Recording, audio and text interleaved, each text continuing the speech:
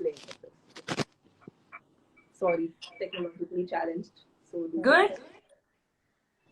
So, I was thinking about what do I talk to Tammy about? And when I think with the women I've chatted with, I'm like very close to you and Priyanka, I would say.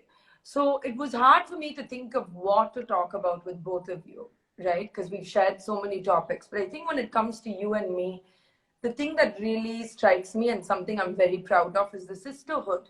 And like, it's easy for women to say we should stand up for each other, we shouldn't drag each other down, we should be like fully with it. And I'm sure we found it difficult. Like, I know you are like, you're like Mahatma Gandhi, Dalai Lama, and female form. You're generally like zen about everything. But there are times where I've told you, like, Tammy, I really think that the way this person conducts themselves or what they do behind someone's back is like not okay. The good thing is we always come back to ourselves and we come back to our bond and we come back to our positive, circle with each other. So I'd never asked you this, but how do you think it is that both of us who on paper are completely different and opposite? It's like we're two different sides of the color spectrum on, like, if we were paint colors. How do you think it is that we managed to form this bond? Is it because of the differences? So what I feel is we are extremely different as people, but intrinsically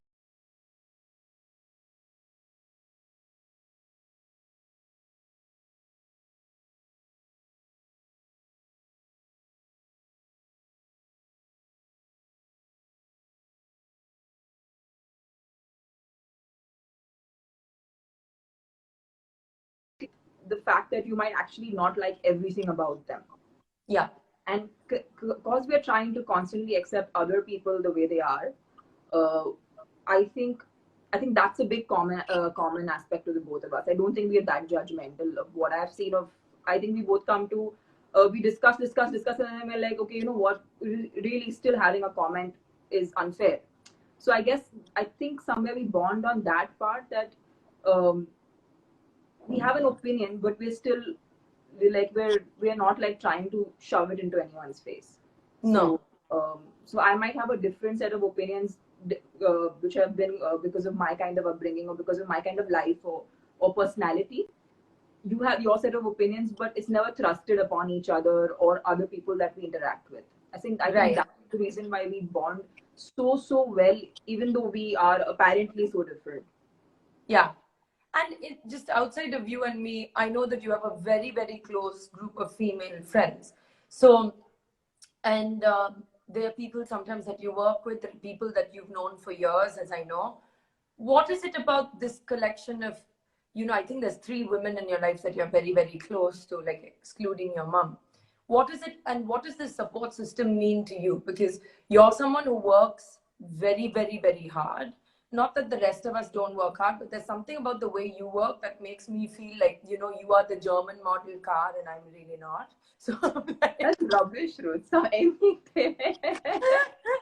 But what does this collection of women in your life mean to you? To be honest, if you ask me, I think you work way more hard than I do, because for me, a large part of my life is taken care of by. I mean, I don't know what it is with me, but I have a lot of people babying me, including you. I guess one of the yeah, you do have like a. I have that vibe that whenever anyone looks at me, they just want to baby me, and I'm to be honest, I am not complaining about it. So so I very strategically find these friends who will just love me to bits and just take care of me and love me and spoil me, and it all kind of works out in my favor.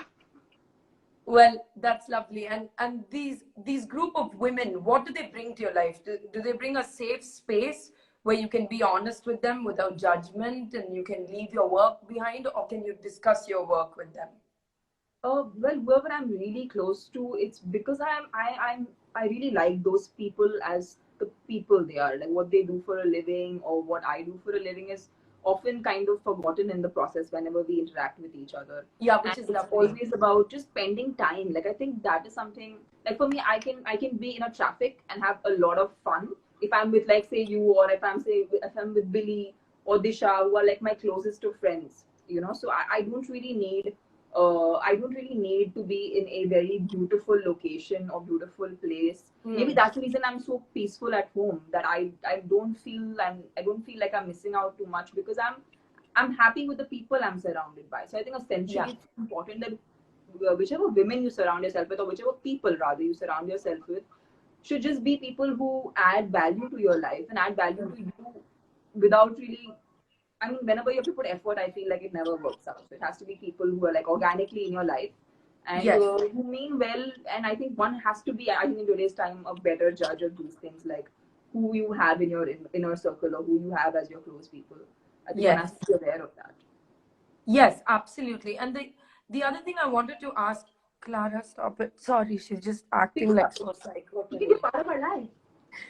So, I wanted to ask you, like, something I've noticed about you before we became friends is you seem someone to be someone who is quite positive, in control, and quite stable in all your reactions.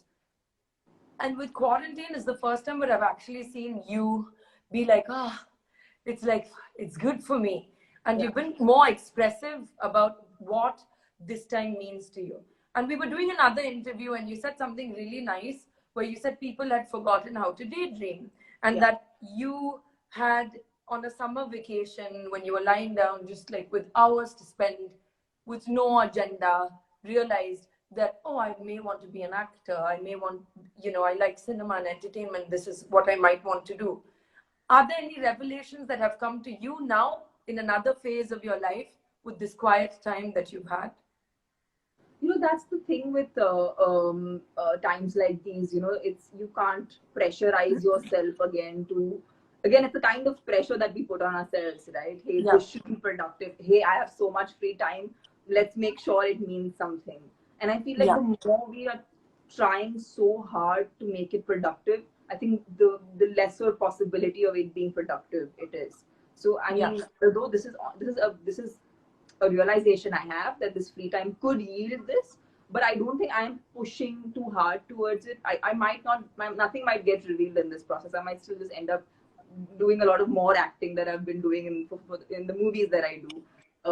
I don't know, it might yield into something else, but I'm not putting that pressure on myself, because I think that's essentially what we all do, and that's something that I realize is definitely a mistake. And I think after the whole, I hope after everything just settles down and becomes okay, I would really calm the shit down.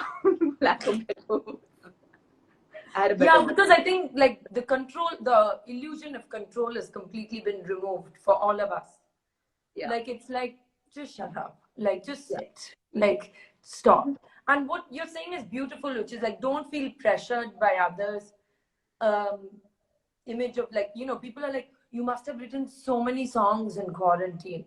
I haven't been able to write anything new except like maybe half a verse of a new song, because I'm not feeling productive. I mean, this is probably the downtime you need, because we all when we are in work mode, then we automatically gear up differently.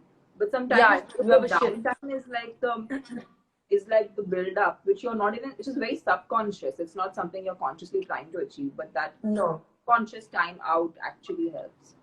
Right.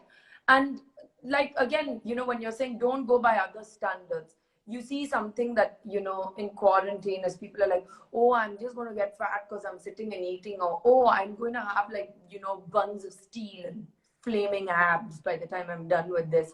And you're like, but something about working out, fitness, diet is something that we've always spoken about. And for those who don't know, we don't talk about this like two boring actresses. The truth is we both love food and we both struggle with being fit and being slim, because there are certain expectations of us. Also, our job is visual, right? So I visual, exactly. That's the reason, I think, more over than just like being obsessive about being thin. I think it's because probably if we weren't in such a visual medium, I don't think we would obsess as much. I don't know if you agree with me, but I think even amongst actors and actresses, there are those of us who do it because we're like, yeah, we understand we're in a visual medium, but we're going to eat what we like and we're going to do it, and we don't get like cuckoo about it. But there are people, bless them, what they do is amazing, but they're like on another extreme. It's like 2 peas, 1 carrot and 40 minutes of cardio every day. And you and I couldn't do that. The other thing I realized is, I remember telling you this once, when I was first doing Luck and Era Marivan, I never used to eat much. I used to eat very little, and I used to work out a lot, and I used to be permanently in a bad mood because it just made me a bad person. Yeah. And now over the years, I've realized, and I think the people watching have realized, we fluctuate. There are a number of reasons why we fluctuate.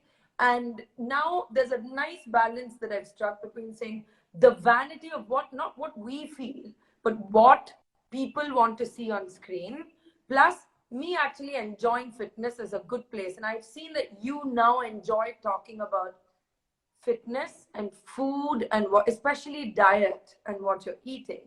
So do you want to tell us a little bit more about your journey through finding this place with health and food?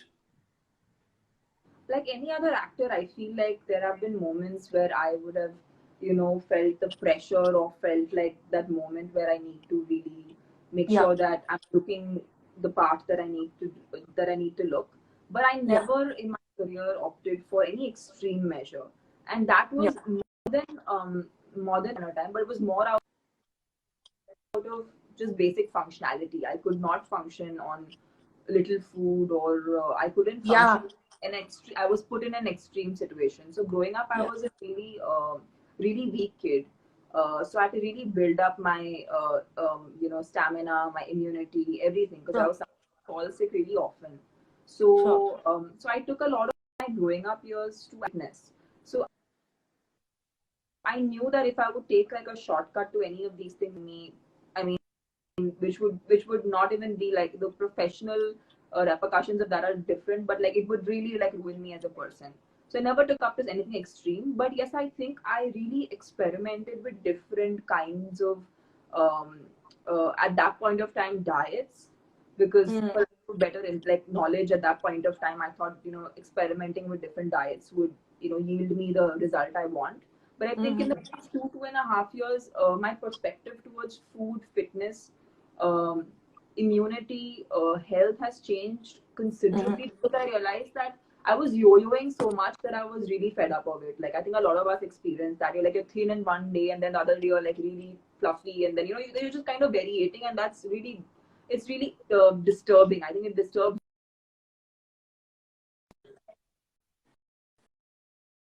would really make me feel Mm-hmm. so I really work towards. I figured I need to do something that's sustainable. I can't do something that keeps making me change. Sure. So I just got on to a very holistic kind of health journey, where I Yeah. began to eat foods that actually suit me. Like I discovered I was gluten and dairy intolerant. Yeah. And I feel like I when I was a kid, and mom and I were discussing this, that we have to really be sensitive towards kids when they say that they don't like certain food. 100%, because then it's not like just just keep quiet and finish your roti. Maybe they don't. I never liked rotis growing up. I always Yeah. felt like ulti is coming and no one took it seriously. And now Yeah. as an adult, I'm like, oh, I genuinely don't process gluten properly. Yeah, it's when you Yeah. don't digest something, your body just rejects it. And I think kids are more sensitive to that. Like, at that Yeah. age, like why are you not eating certain things? I feel now you're like, oh, ye acha hai, maine ye pada hai. All that drama should not happen. I think you should really listen to your body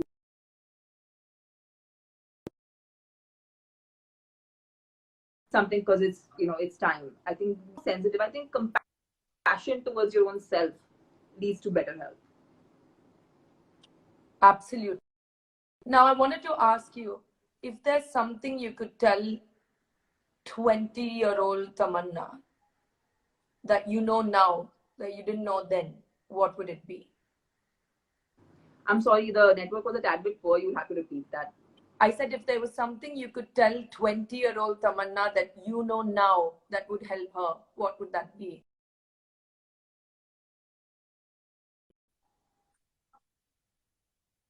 So tell her not to worry. I was very worried about how life will pan out, and if I could go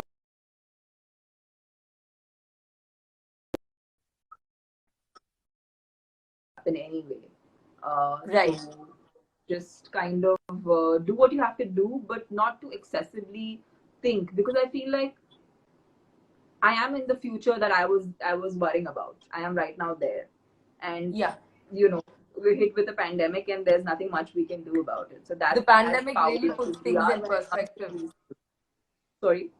I said the pandemic really puts things in perspective. Like you didn't see Yeah. this So shit I mean, coming. that Yeah. is very mental and in your head. And what is one quality that 20-year-old Tamannah had that you would like to bring back into your life now? For some reason, I'm 1 second. Can you hear me, darling? Yeah, I'm losing you when you ask the question. So sorry. So I said that, like what is a quality that you had when you were 20 years old that maybe you've lost or maybe has eroded a little bit that you would love to bring back now? I think I was way more meticulous. I was obsessive. Really? Obsessive crazy. I think now I've become a little bit like, I won't say complacent, but I've become a lot more chilled out, which works in many things. But then I Is feel this like chilled earlier on out, Tamannah? I was a stickler. I think I would obsess over, 5 minutes late means I would drive myself crazy and everyone else crazy. That sometimes works. Like in a very professional environment, I think that is a key ingredient in doing well and being successful in life. I think being disciplined or being, meticulous, sometimes that is what it, everything to go, everything to happen, like the universe to kind of help you do everything. But I still feel you do need to have that element of, discipline, which will actually Yes. get you. Yes.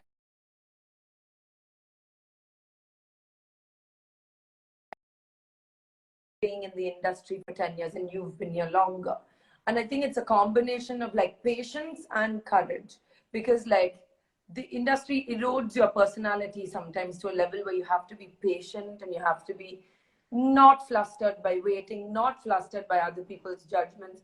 But over time and being here long enough, it has also given a sense of courage, saying, no, now after having done everything you all wanted me to, I can be courageous enough to be myself. What are the two things that you have learned being in the entertainment?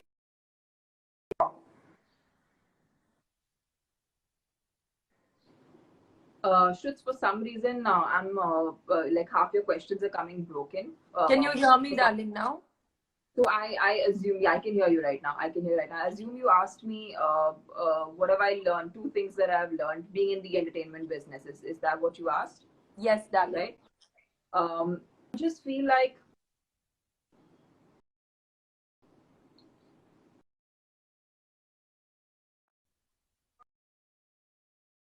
the fact that there is an mold that people want you to be in, but at the same time, the only way you can be successful in the entertainment business is by being you.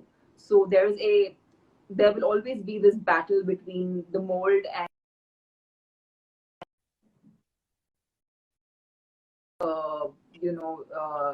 that place where you are you, and you can, and I think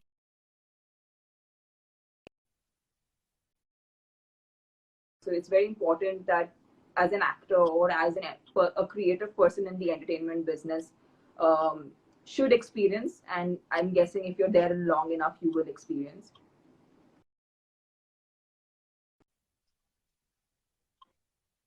that, uh, two-sided thing in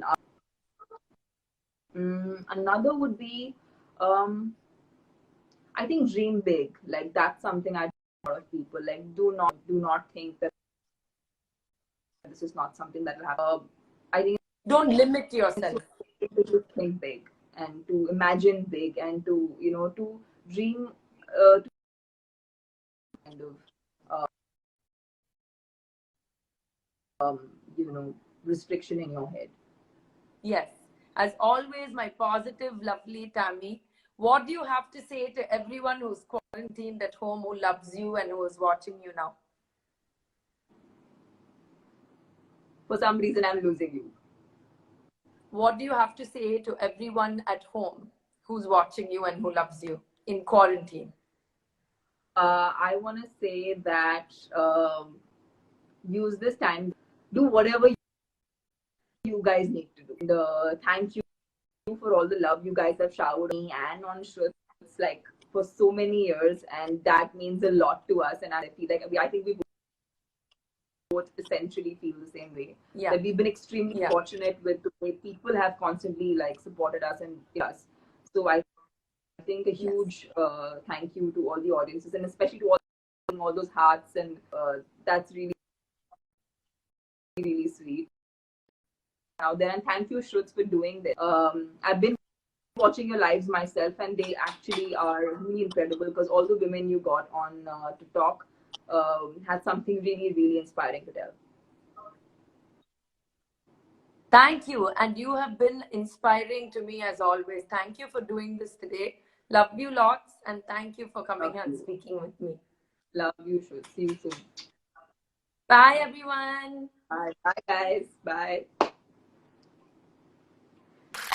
இந்நேரத்துக்கு அவளுக்கு first நைட்டே முடிஞ்சிருக்கும்ல. இது வாடகைக்கு போயிட்டால, அப்புறம் என்ன bro? நீங்க என்ன bro இவ்வளவு சோகமா இருக்கீங்க? விடுங்க, அவ போனா என்ன வேற ஃபிகர் இருக்கு, சோகத்தெல்லாம் விடுங்க. அட அவளுக்கு யாரு ப்ரோ ஃபீல் பண்ணா? என் காசுல தம்மும் வாங்கிட்டீங்க, சரக்கும் வாங்கிட்டீங்க, காசு இல்ல ப்ரோ. சரி விடுங்க ப்ரோ, நமக்குள்ள என்ன எல்லாம் ஃப்ரெண்ட்ஸ் ஆயிட்டோம்ல. நீ என்ன சைடிஷ்ல நினைச்சு ஃபீல் பண்றியா? உண்மையான லவ் மச்சான், மறக்க முடியல அவளை. மச்சான் இதுக்கு ஏன் தெரியுமா ஆல்கஹால்னு பேர் வந்தது? சொல்லி தொலை. கேள சொல்லு. ஆள் இருக்கவெல்லாம் அவன் ஆளுக்கு கால் அடிப்பான், ஆளே இல்லாத வந்தாண்டா ஆல்கஹால் அடிப்பான்.